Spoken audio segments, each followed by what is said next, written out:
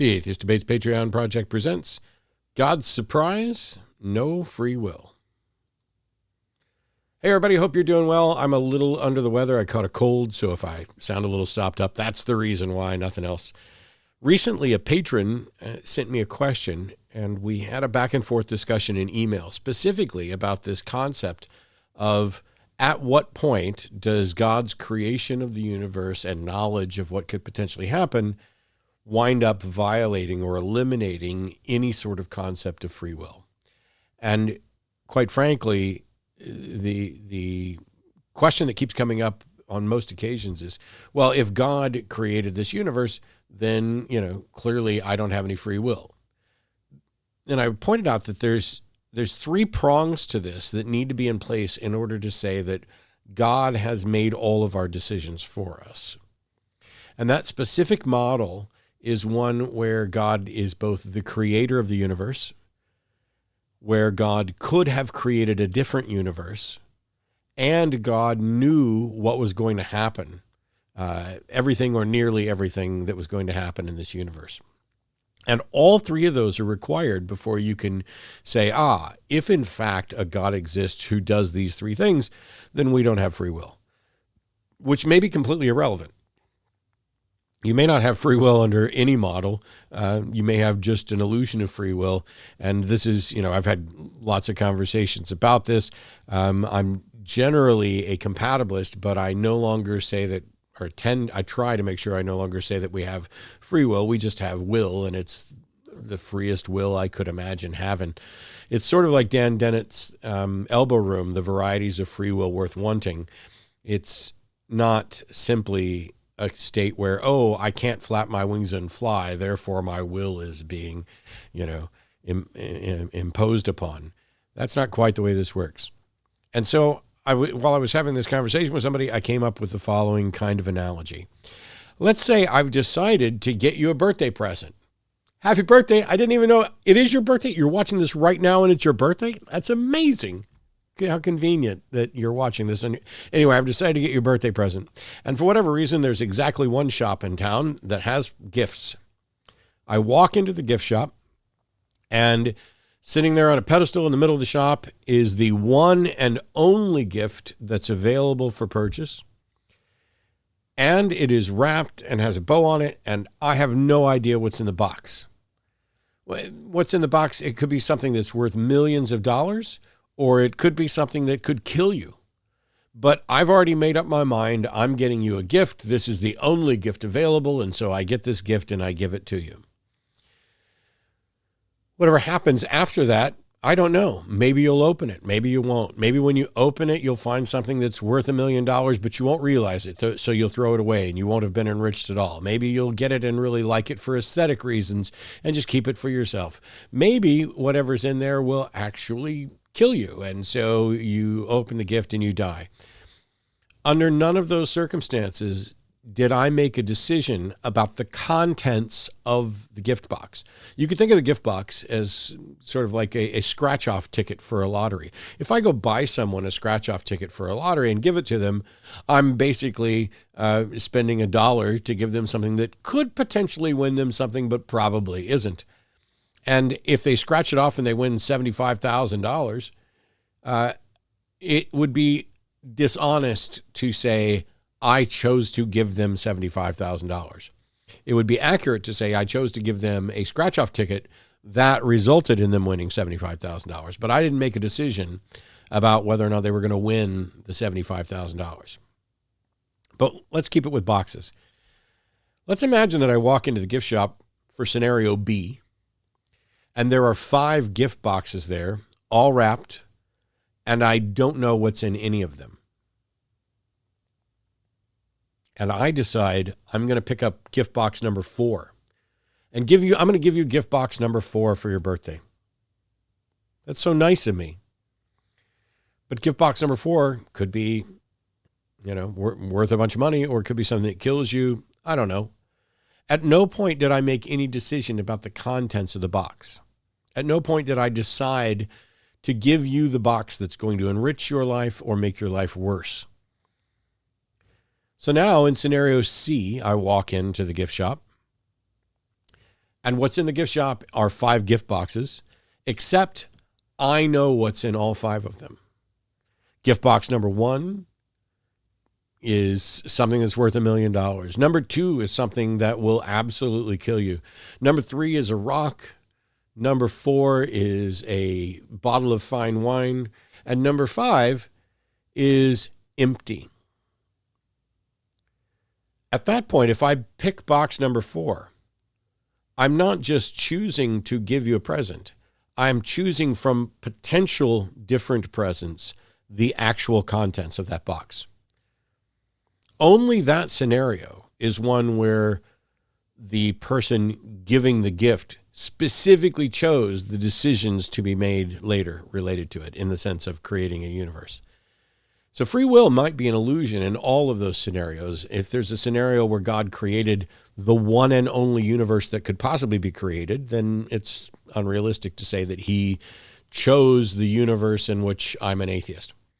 If God had choices between a number of different universes, but didn't know what was going to happen, scenario B, it would also be unfair to say that God chose the universe in which I would be an atheist, because he didn't know that was going to be the case. But in scenario C, where God created this universe, knowing that I would become an atheist, that is the scenario under which free will definitely does not exist.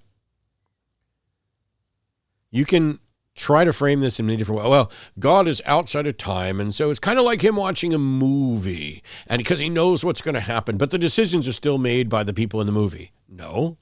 God chose this movie over another movie. He chose this version of a movie over a different version of the movie. He made the director's cut for this particular film. The actors and the characters might have had a number of different lines. Think of it like Clue, where there's a number of different endings to that movie. If Clue had released with only one ending, and there were other endings that were shot but not used, then God specifically, or the director specifically, chose the version of Clue that we're in.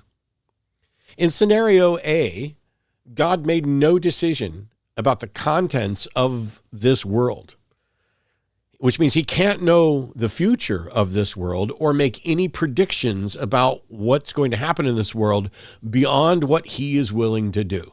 And so he could make a prediction in scenario A that is like, in 500 years, I will do this. But he can't make a prediction like, I will make your descendants as numerous as the stars in scenario A, unless he is willing to intervene to manipulate the facts of this world in order to get certain people to hook up and have sex and procreate and preserve that specific line. This was a promise made to Isaac in Genesis, that I'll make your descendants as numerous as the stars, and essentially your descendants will rule the world. They will be, that will give to them all the nations.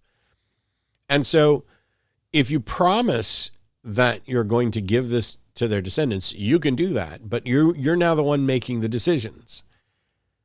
In scenario B, where God picked a different universe, he did it without knowing, God also has to intervene. He picked a world without knowing how many descendants Isaac would have, and so he has to intervene, and his intervention essentially ends any hope of any of those people making decisions on their own. Because if any of them make a decision that goes against what God wants or what God's planned or what God's promised, then God just overrides it in order to keep the promises. In scenario C, where God picks the universe from a variety of different universes, by picking that specific universe in which Isaac's descendants rule the world, that means no one has any hope of free will in that scenario. You may or may not have free will under any of those scenarios. That's an unknown. But under scenario C, where God chose this world, knowing what it was going to be like, and instead of picking other worlds, you definitely don't have anything that approaches free will there. God picked the world in which I'm an atheist under that model, and someone else is it. Not only are my beliefs not an act of volition, like I don't just choose to be convinced of something. I either become convinced on the merits of the case or through some flaw in my own reasoning. But in this case, a God who created this universe knowing what would happen, I only ever had the illusion of a choice anyway. So not only are my beliefs not the result of volition, but my beliefs were decided before the world was created by the God that knew everything that would happen and chose the world in which I'm an atheist, as opposed to the world in which I remained a Christian or became a Hindu or became a Muslim. I hope for the patron who emailed in, who was a little confused about the why all three prongs are necessary, that this helps things become a little more clear. Because if God only had one possible universe that he could create, it doesn't matter whether he knew what would happen or not. The only actual decision he made was to create. It was, I'm going to create this universe, and yes, everything's going to happen. And true, under that model, you don't have anything like free will under that model, or there's no reason to think that you would. If God's able to know ahead of time everything that's going to happen in there. If God created the only universe possible and didn't know what would happen, then God's irrelevant other than getting it started. He didn't make decisions for us. If God created the only universe possible, knowing what happened, he did make the decision to create, and he did make the decision to create the only universe that he could. So in some respect, in that model, you don't have free will and your decisions were made for you just by God choosing to create it. But the key is that if God chose this universe from other potential universes, sort of like the director's cut, God can't be surprised. If he knows the outcome and chose that outcome, he either has to actively work to impose that outcome, which when you're making promises like God supposedly made to Isaac, now you have to make sure that two people get together and they procreate, and that you actually help preserve and expand that person's descendants. When you say, I will make your descendants as numerous as the stars, first of all, I don't think we're quite there yet. And we may never get there, thanks to a number of issues that might result in the end of the world. But for the people who are like, oh, God, by virtue of making the universe, made all our decisions for us, that's not necessarily the case. God could have made a universe not knowing what our choices were going to be. And in that case, he's not making your choices for you, unless God is also actively working within the world to make and keep promises by forcing people to do things against their will. The only hope you have for free will in this type of scenario is if a God created the world and is completely hands-off and doesn't know and couldn't have made a different universe.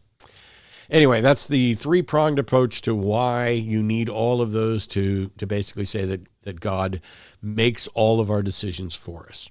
It's not the case that God makes all of our decisions for us just merely by knowing or merely by creating. It's a three-pronged approach. Anyway, thanks everybody. We'll see you next time. Bye-bye.